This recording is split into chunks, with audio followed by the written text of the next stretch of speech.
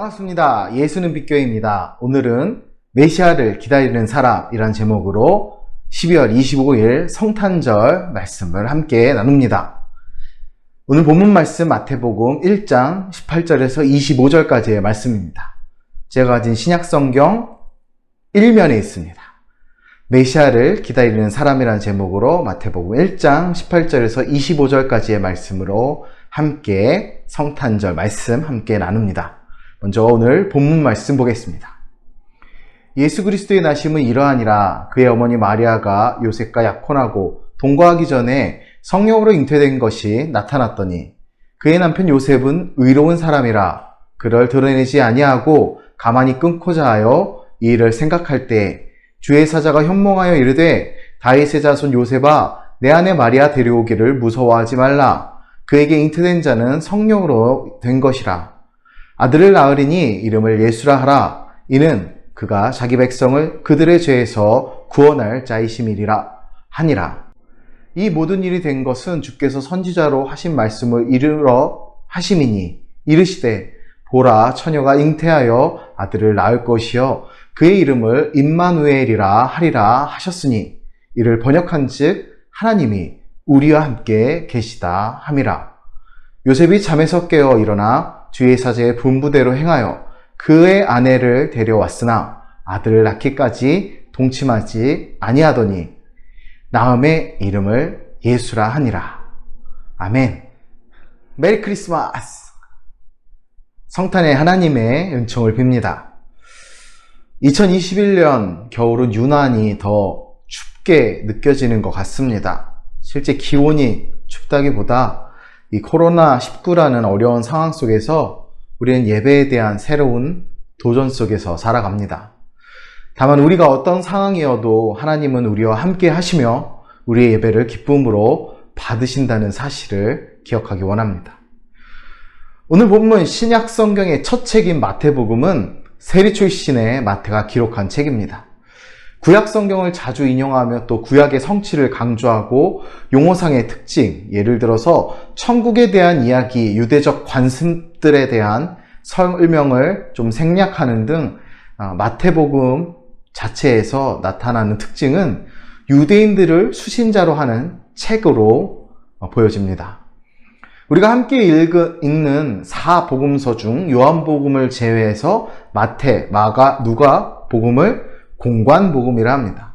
이는 같은 관점으로 쓰여졌다, 같은 자료를 사용했다라는 의미지요.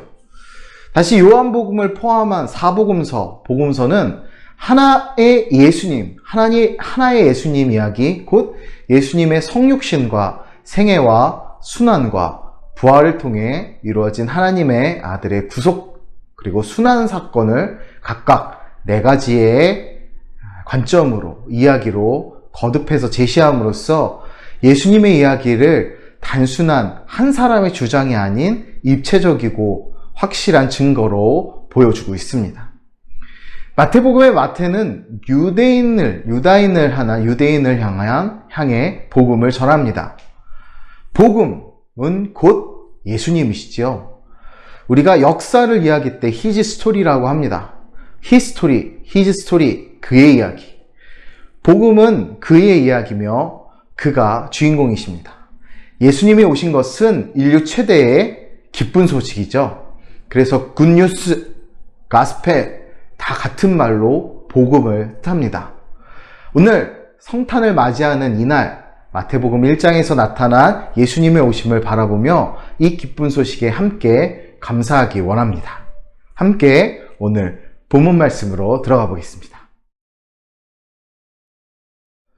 오늘 본문은 마태복음의 서문의 연속으로서 1절에서 17절까지는 예수님의 전통성과 역사적 증거를 위한 족보가 나옵니다. 또 오늘 본문인 18절에서 25절까지는 예수님의 탄생과 2장에서 애굽, 이집트로 도피, 또 및 나사렛으로의 귀환과 정착을 증거하시지요. 18절에서 마태는 예수님의 출생에 대해 설명합니다. 예수님의 어머니 마리아와 요셉은 약혼한 상태였습니다. 당시 약혼은 우리가 생각하는 그냥 결혼을 약속하는 정도의 구속력을 가진 것이 아니라 좀 더 강력한 구속력을 갖고 있었습니다. 다시 말해 약혼은 법적 결혼으로 동거만 하지 않을 뿐이지 부부로 인정되는 수준의 약속이었던 것입니다. 그런데 기록하듯이 예수님의 어머니 마리아가 동거하기 전 임신을 한 것입니다. 그렇게 이 결혼은 파국으로 치달을 수밖에 없었던 것이죠. 요셉이 선택할 수 있는 것은 결혼 전 파혼을, 약혼을 취소하는 것이었습니다. 파혼하려면 결혼과 마찬가지로 이혼 절차를 밟아야 했습니다. 앞서서 말씀드렸듯이 마리아는 요셉과 약혼한 상태에서 성령으로 잉태하게 된 것입니다. 이를 알게 된 요셉은 성령으로 잉태되었지만 임신한 사실을 알게 된 요셉은 조용히 이혼하기로 마음먹었습니다. 그는 마리아가 간음으로 임신했다 생각했을 것입니다. 그럼에도 마리아의 수치를 드러내지 않고 조용히 이혼 절차를 밟기로 한 것입니다. 그의 행동에 대해 마태는 19절에서 그가 의로운 자였기 때문에 그렇게 행동했다라고 증언합니다. 본문에서 의롭다를 뜻하는 디카이오스는 의로운, 정직한, 하나님과 사람의 법률을 잘 준수하는 등의 의미를 지니는 형용사입니다. 한마디로 하나님의 율법과 계명을 바르게 지킨다는 뜻입니다. 요셉은 하나님의 율법을 철저히 지키는 사람입니다. 그렇다면 신명기 22장 23절 24절에서 기록된 성읍 밖에서 돌로 쳐 죽이는 율법대로 마리아를 처벌하는 게 마땅하지 않을까요? 그러나 요셉은 우리가 본문을 읽어봤듯이 마리아를 감싸줍니다. 분명 하나님과 사람의 법률 곧 율법을 잘 지키는 사람이라는 뜻의 디카이오스 곧 의로운 사람이었는데 왜 그는 율법에 기록된 대로 행동하지 않았을까요? 이것은 율법을 철저히 지키기 위해 사람을 정죄하고 처단하는 이야기가 아니기 때문입니다. 율법을 잘 알기에 사랑으로 감싸고 품어주는 사람이 바로 요셉이었습니다. 흔히 율법의 진정한 의미를 모른 채 전통만 중시하는 사람이라면 요셉처럼 행동하지 않았을 겁니다. 그러나 요셉은 율법의 진정한 의미가 하나님 사랑, 이웃 사랑이라는 것을 알았기 때문에 마리아를 품을 수 있었습니다. 사도 바울은 로마서 13장 8절에서 10절까지 이렇게 기록합니다. 피차 사랑의 빚 외에는 아무에게든지 아무 빚도 지지 말라. 남을 사랑하는 자는 율법을 다 이루었느니라. 간음하지 말라, 살인하지 말라, 도둑질하지 말라, 탐내지 말라 한 것과 그 외에 다른 계명이 있을지라도 내 이웃을 내 자신과 같이 사랑하라 하신 그 말씀 가운데 다 들었느니라. 사랑은 이웃에게 악을 행하지 아니하나니 그러므로 사랑은 율법의 완성이니라. 아멘. 그렇습니다. 다른 사람을 사랑하는 자는 율법을 다 이룬 사람입니다. 사랑은 율법의 완성이라고 사도 바울이 이야기했지요. 바로 사랑이신 예수님이 또한 율법의 완성입니다. 그리스도인은 율법으로 사람을 정죄하는 사람이 아니라 사랑으로 율법을 완성하는 사람입니다. 아무리 세상에 지식이 가득해도 그 지식을 사랑하는 일에는 사용하지 않으면 그 지식을 사랑하는 일에, 누군가를 사랑하는 일에 사용하지 않으면 그것은 폭력이 되고 반대로 올바른 마음으로 사랑으로 지식이나 물질이나 자기 삶을 바치면 무엇인가를 실천할 때 하나님의 영광을 나타낼 수 있는 것입니다.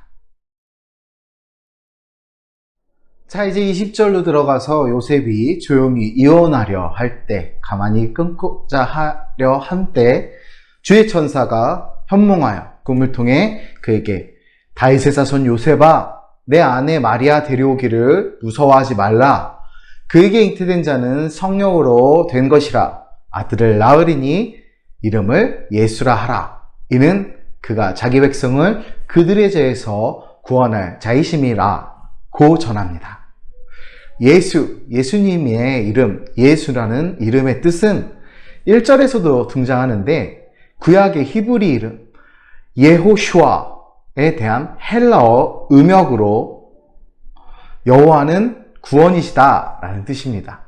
특히 앞서 읽었듯이 그가 자기 백성을 그들의 죄에서 구원할 자라고 했기 때문에 예수님도 당신 스스로 세상에 오신 목적이 죄인을 구원하기 위함, 즉 마태복음 20장 28절에서 인자가 온 것은 섬김을 받으려 함이 아니라 도리어 섬기려 하고 자기 목숨을 많은 사람의 대속물로 주려 함이니라 라는 말씀을 하셨기에 그 이름의 의미를 명확하게 알 수 있습니다.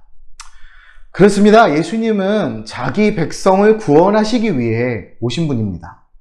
1세기 유대인들은 구원자 메시아를 기다리고 있었습니다.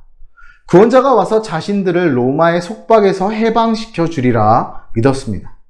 그들은 오랜 포로기, 그 이전에는 애굽 곧 이집트에서의 노예 생활로 피지배자의 삶을 오랫도록 살았습니다.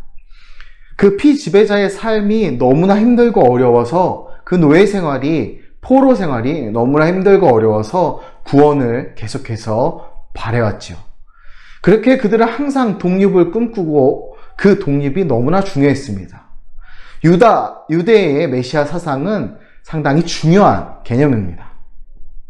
그리고 그 구원자는 많은 유대인들이 하나님께 돌이킨 후에 오신다고 확신했습니다. 그러나 과연 그렇게 되었을까요? 예수님은 사람들이 로마서 5장 8절에서 말씀하시듯이 아직 죄인 되었을 때 오셨습니다. 많은 유대인들이 하나님께 돌이켰다, 예수님을 믿었다, 혹은 하나님의 구원을 기대하며 하나님을 온전히 신뢰하는 상태가 되었을 때 오신 것이 아니라 그들이 죄인 되었을 때 오셨다는 사실입니다. 다윗 왕조는 남유다의 멸망과 함께 막을 내렸고 유다 백성은 바벨론으로 포로로 끌려갔습니다. 그 이후로 예수님이 오시기까지 메대, 바사, 헬라 제국, 로마 제국이 세계를 지배했습니다. 유대인들도 마찬가지입니다. 그들의 지배하에 오랜 기간 고난의 시간이 지났지만 유대인들은 자신의 죄를 회개하고 하나님께 돌아오지 않았습니다. 오히려 예수님 당시의 종교 지도자들을 통해 우리가 알 수 있듯이 갈수록 악해지고 완악해졌습니다. 여전히 그들은 죄인이었습니다. 그런 상황에서 마침내 죄인이 된 백성을 구원하실 예수님이 오신 것입니다. 그분은 우리와 함께 하시는 하나님 곧 임마누엘의 하나님이십니다. 그리스도인은 죄인을 구원하기 위해 오신 그리스도의 대속의 은혜로 구원받은 것입니다. 그리스도의 대속의 은혜에 감사하며 임마누엘의 하나님을 온전히 신뢰하며 나아가기 원합니다. 요셉은 잠에서 깨어 주의 천사의 명령에 따라 마리아를 데려와 결혼하였습니다. 그렇게 두 사람은 부부가 되었습니다. 그러나 성령으로 잉태된 메시아 예수 그리스도의 출생을 기다리기 위해 아내 마리아와 동침은 하지 않았습니다. 아마 인간적인 생각으로 마리아의 임신 사실이 세상에 알려질 것을 두려워하여서 무리한 동침을 하려는 어리석음을 벌일 수도 있었습니다. 사람은 자신의 명예와 이름이 중요하기 때문이죠. 그러나 그는 그러한 인간적인 실수를 범하지 않았습니다. 여기서 우리는 그가 얼마나 하나님의 말씀을, 그 꿈을, 현몽을 하나님 예수 그리스도의 나심을 중요하게 여겼는지 알 수 있습니다. 하나님의 역사는 언제 그 일이 이루어질지 우리는 알 수 없습니다. 그렇게 하나님의 말씀이 이루어지기까지 인내하고 잠잠히 기다리는 것, 우리가 요셉으로부터 배워 따라야 할 귀한 모습입니다. 환난은 인내는 연단은 소망을 낳듯이 요셉의 인내와 기다림은 인류의 구원으로 이어지는 중요한 역할을 해낸 것입니다. 우리가 구원받을 자격이 있어서 예수님이 오신 것이 아닙니다. 자격 없는 우리를 위해 예수님은 친히 십자가에 달리셨습니다. 이 땅에 성육신 하신 것입니다. 우리에게 구원의 능력이 없기 때문에 예수님이 오신 것입니다. 구원의 능력은 오직 예수님으로부터만 나옵니다. 예수님은 우리를 죄에서 구하신 구원자이십니다. 먼저 구원받은 우리는 이 복음을 전하는 사명을 위해 충성을 다해야 합니다. 기다림이 필요합니다. 메시아의 오심을 기다렸던 요셉과 마리아와 같이 우리는 다시 오실 예수님을 기다리며 감사의 마음으로 이 축복된 성탄을 보내야 함을 믿습니다. 메리 크리스마스!